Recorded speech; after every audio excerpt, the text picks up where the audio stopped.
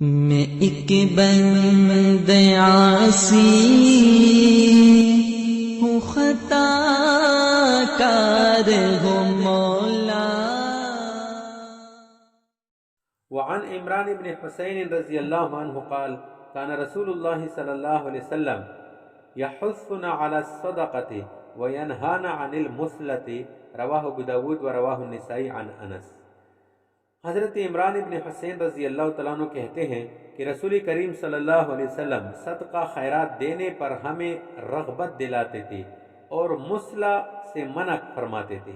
نسائی نے اس روایت کو حضرت انس رضی اللہ تعالیٰ عنہ سے نقل کیا ہے۔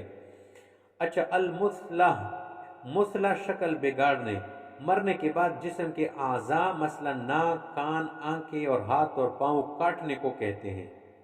انسانی کرامت اور شرافت کے پیش نظر اسلام نے ایسا کرنے سے منع کر دیا ہے۔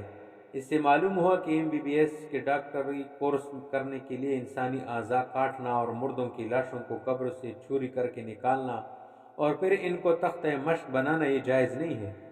اسلام نے صرف مسلمانوں کے ساتھ مثلہ نہیں بلکہ کافروں کے ساتھ بھی مثلہ کرنے سے ممانعت فرمائی ہے۔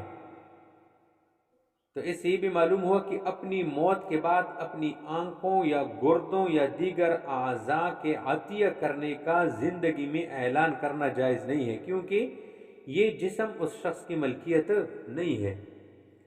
تو لاش کی جو ہے چیر پاڑ اور مثلہ کرنے کی ممانعت اس حدیث سے ثابت ہوئی۔